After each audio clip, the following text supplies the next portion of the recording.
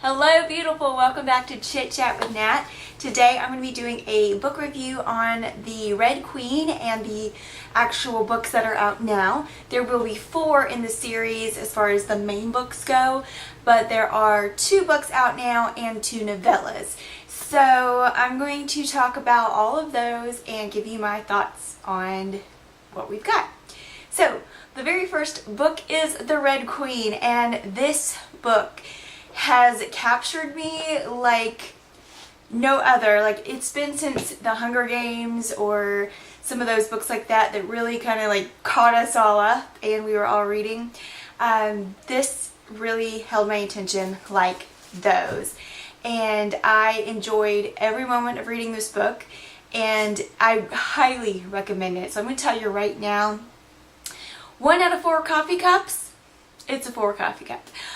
This is an amazing book, and let me tell you a little bit about it. I'm not going to give you any spoilers, so if you haven't read it already, you're okay.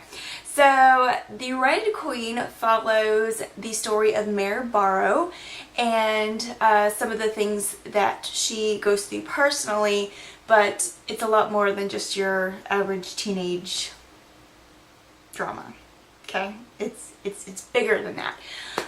But the world that it is set in is pretty awesome. It is a dystopian future, like way in the future, and so there are 2 classes, kind of, I guess the 2 basic classes, and then there are classes from there, are the Reds and the Silvers. So the Reds are human, and they have red blood, so that's why they call them the Reds. The Silvers have silver blood, and they have special abilities. So the abilities would be like a group of people can manipulate metal, a group of people can control water, a group of people, and so they have their own little kind of groups within the groups. Their houses is what they call them. And so you've got this ruling class, which are the Silvers, and then you've got the Reds, who are kind of seen as second-class citizens, and, well, they are second-class citizens, but there's a war going out, and so it's between 2 silver kingdoms, but the Silvers are like, they kind of decide who goes into battle and what, but it's the Reds that they make fight. The Reds do a lot of things for the Silvers. Also, if you are a red like child or what have you when you're 18, then you get conscripted to the army to serve. Or if you are particularly good in a trade, if there is someone who will take you on as an apprentice, then you can escape conscription that way by becoming a worker.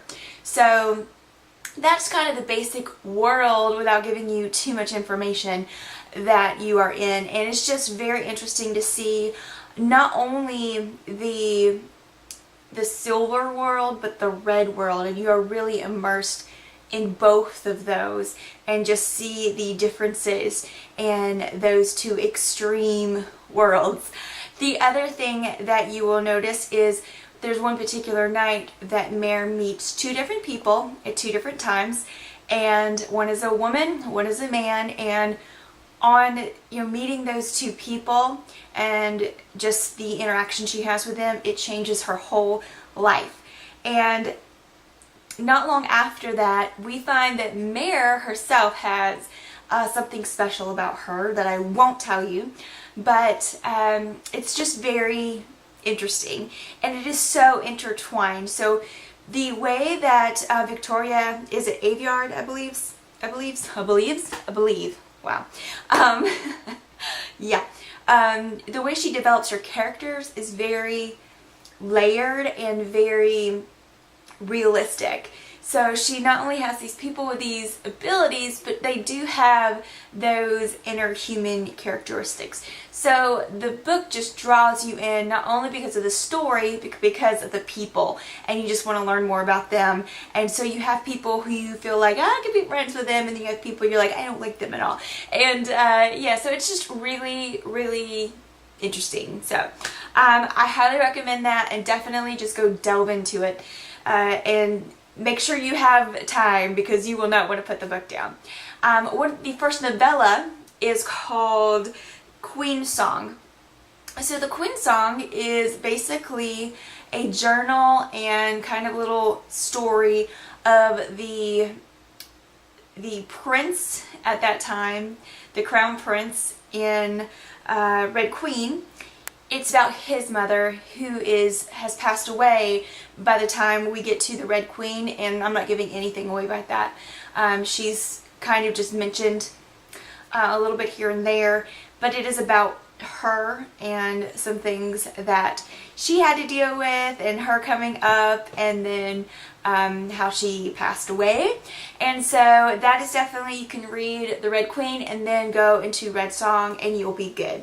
The next one you want to read is the actual next novel, which is Glass Sword. So in Glass Sword, once again, don't want to give any spoilers away, there are other people like Mare who have this special thing about them, and so it is about trying to protect them, and there is a revolution going on between the Reds and the Silvers, and it is kind of following that. And then there's also this little break off, people like Mare who are different, also trying to protect them. So it's very interesting and you get to delve into the world a little bit more. So it isn't just this one region where in the Red Queen you're dealing with this region of Reds and Silvers. You actually get to advance and check out the world as a whole a little bit more, and so it's very interesting, and you get to meet new people,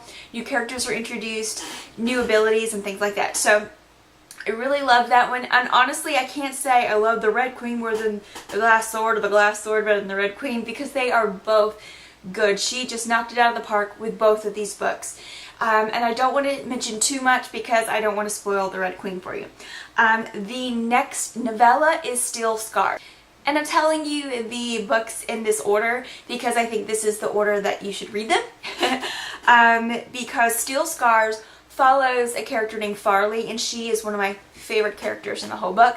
I'm not going to tell you much about her, but she is a Red, and she is within the Revolution to fight for the Reds. And you just get a lot of background. It goes parallel with the Red Queen, this story, but because of who she's dealing with and things that are happening, it's kind of like a prequel, or things that are happening behind the scenes that we don't know about with the Red Queen. But anyway, you want to read this after the Glass Sword because it just kind of helps you understand a little bit better. And if you read this before the Glass Sword, it will spoil a surprise that you get in the Glass Sword. And so I really suggest that you read the novel and the novella Queen Song, second novel, and then your Steel Scars. So I'm going to tell you right now, 1 out of 4 coffee cups. I give all of them 4 coffee cups. That's my rating system, by the way, coffee cups. And I just absolutely enjoyed everything. I cannot wait for the next one to come out in 2017. I can't believe I have to wait that long, but it is really engaging and it really spurred my reading again. I have been doing a lot of audiobooks and things like that because I like to listen while I'm doing things, but all of these, I had either the actual book in my hand or I had downloaded the book. I absolutely just love just sitting there and reading and enjoying, just taking in the printed word. And yeah, so let me know, have you read any of these books? Tell me what you think, and also tell me what you're reading right now and how you are liking it. And I think that is pretty much it for now. Don't forget to subscribe to this channel, give this video a thumbs up, check out my main channel, which is this is Chit Chat with Nat. That is Nat's Beautiful Life. You have hundreds of videos to choose from there. This channel is basically dedicated to book reviews, movie reviews, art journaling, and then just whatever else I want to talk about. So subscribe here if you like that stuff. Go check out my beauty and lifestyle channel. Has all kinds of things on it, including my dogs. Nat's Beautiful Life. All the links for everything are down below. And yeah, have a great day, gorgeous.